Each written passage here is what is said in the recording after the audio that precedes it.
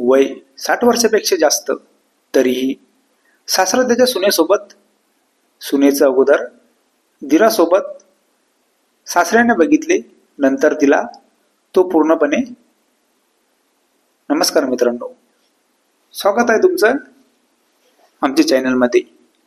तुम्ही जर अजून आमचं चॅनल सबस्क्राईब केलं नसेल तर प्लीज चॅनलला सबस्क्राईब नक्की करा. मित्रांनो, एक 60 वर्ष असलेला सासरा सुनेसोबत जेव्हा संधी भेटेल तेव्हा, सून मजबूर होती, त्यामुळे ती सासऱ्याला काही नकार देऊ शकत नव्हती. सासरा सुनेला पूर्णपणे, नवरा भोळा असतो आणि थोडा मंद, पण त्यामुळे ती खूप उदास असते. सून उदास आहे हे सासऱ्याच्या लक्षात येतं आणि नंतर जे काही घडतं ते मी तुम्हाला सांगेनच पुढे कथेमध्ये. मित्रांनो, कथा पूर्ण आहे का? कथा खूप रोमांचक आहे. श्यामराव नावाचा एक ज्येष्ठ व्यक्ती अगोदर सिक्युरिटीमध्ये होता. आता वय झाल्यामुळे तो रिटायर झाला. त्याला 2 मुले आहेत, एक हरीश आणि संतोष.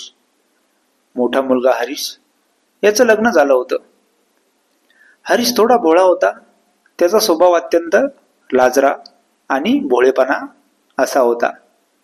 त्याला काही लोक तर मंद पण म्हणत होते. त्याला चिडवायचे की हा तर मंद आहे, मग याला कोण बायको देईल. थोड्या दिवसापूर्वीच हरीशचं लग्न झालं होतं. त्याची बायको कल्पना, ती एकदम चालाक आणि चंचल होती. तिला अगोदर असं माहीत नव्हतं की तिचा नवरा भोळा आहे. भोळा आहे, पण एवढा भोळा तिला लग्नानंतर जणू पश्चाताप होत आहे असं ती दाखवत होती. तिचा सासरा शामराव, त्याला ही गोष्ट कळते की त्याची सून कल्पना ही लग्नानंतर खूप उदास राहत आहे. तो तिला विचारतो, कल्पना काय झालं, तू अशी उदास का राहते? कल्पना तिच्या सासऱ्याला काही सांगत नाही आणि आता नवऱ्याला खूप समजावते की तुम्ही आता असे भोळापणाने नका वागू. मला तुमच्याकडून प्रेम हवंय. तुम्ही तर माझ्या समोर पण असे.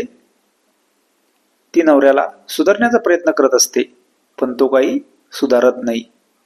कल्पना आता सोडून देते की तिला वाटतं की तिचा नवरा आता आयुष्यभर असाच राहणार आहे आणि त्याला काही सांगून उपयोग नाही होणार. कल्पनाचा धीर संतोष हा अगोदरपासून कल्पनेच्या हालचालीकडे लक्ष देत होता. तो जाणून होता की त्याचा मोठा भाऊ हरीश आणि कल्पना यांच्यामध्ये काही बरोबर नाही. तो त्यांचं बोलणं पण ऐकत होता.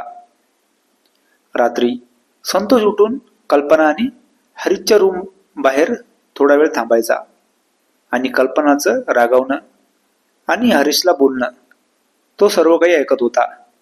आणि नंतर कल्पनाची उदासी तो बघत होता. घरी कोणी नसताना संतोष कल्पनाकडे जातो आणि तिला बोलतो, कल्पना वहिनी, मला सर्व माहिती आहे की तुम्ही का एवढ्या उदास राहत आहे.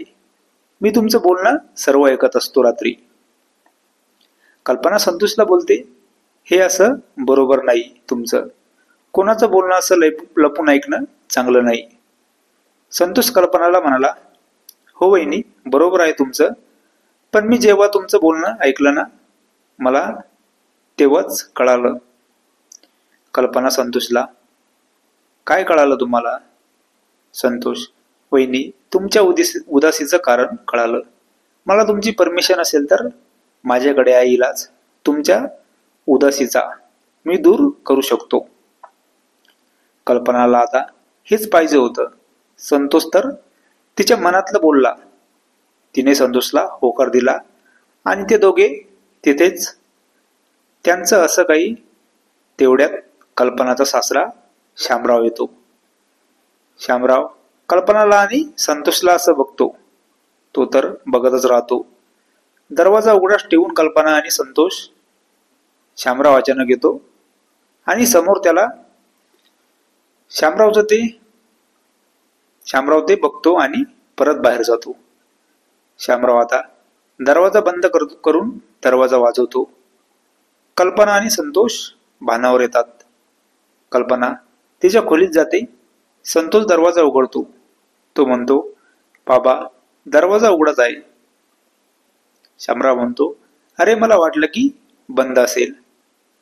शामराव आता कल्पनावर नजर ठेवून होता आणि तो पण कधी कधी कल्पनासोबत थोडं वेगळं वागत होता. कल्पना विचार करते की तिचा सासरा असा का. संतोष आणि कल्पना थोडे दिवस त्यांचं. नंतर संतोष नोकरीसाठी बाहेर जातो. संतोष गेल्यावर कल्पना परत उदास होत असते. शामराव तिच्याजवळ जातो आणि तिला बोलतो, काय ग कल्पना, काय झालं. कल्पना बोलते, काही नाही, असंच बसले. शामराव कल्पनाला, उदास दिसत आहे तू. संतोष बाहेर नोकरीसाठी गेला त्यामुळे उदास आहे का. कल्पना, नाही नाही, मी का उदास राहू. शामराव कल्पनाला असं काही कोड्यात बोलत होता की कल्पनाच्या लक्षात येतं की तिच्याबद्दल आणि संतोषबद्दल तिच्या सासऱ्याला काही माहिती तर नाही पडलं. ती विचारत पडते. थोड्या वेळाने शामराव कल्पनाला आवाज देतो आणि तिला बोलतो, कल्पना, जेव्हा तुझी सासू गेली होती तेव्हापासून मी पण खूप उदास राहत होतो. पण मी असं उदास राहणं सोडून दिलं. कारण काय फायदा असं उदास राहून. जेव्हा तू या घरामध्ये आली तेव्हा मी थोडा आनंदी झालो होतो. पण माझा आनंद फक्त थोडा दिवस राहिला आणि मला तेव्हा धक्का बसला जेव्हा तू आणि संतोष. मी सर्व काही बघितलं आहे. तू संतोष सोबत. सासरा असं बोलत होता की कल्पना पूर्णपणे घाबरली. ती सासऱ्याला बोलते की माझी चूक झाली. आता माझ्याकडून परत असं काही नाही होणार. सासरा कल्पनाला, हे बघ, तुझा नवरा भोळा आहे, पण तुझा नवरा आहे तो. तू त्याला दिलेला धोका जेव्हा त्याला समजेल तर त्याला कसं वाटेल. मी तुला अगोदर विचारलं होतं की तू नाराज का आहे, तर तू मला काही बरोबर उत्तर दिलं नाही. कल्पनाला अगोदर वाटत होतं की तिचा सासरा तिच्याबद्दल काही वेगळाच विचार करत आहे. ती सासऱ्याला सांगते. सासरा तिला बोलतो, अगं माझं वय बघ 60 वर्ष किंवा त्यापेक्षा जास्त असेल आणि तू माझ्याबद्दल असा विचार केला. कल्पना सासऱ्याला बोलते, मला एक वेळेस माफ करा आणि त्यांना हे कळू देऊ नका. मी आता अशी नाही वागणार परत. आता कल्पना पूर्णपणे बदलते. वय 60 वर्षापेक्षा जास्त तरी सासरा त्याच्या सुनेला पूर्णपणे सुधारतो आणि तिला एका चांगल्या मार्गावर आणतो. ही कथा पूर्णपणे काल्पनिक असून वास्तविक जीवनाशी काहीही संबंध नाही. ही कथा फक्त मनोरंजनासाठी आहे. मित्रांनो, कथा आवडल्यास चॅनलला सबस्क्राईब करा. धन्यवाद.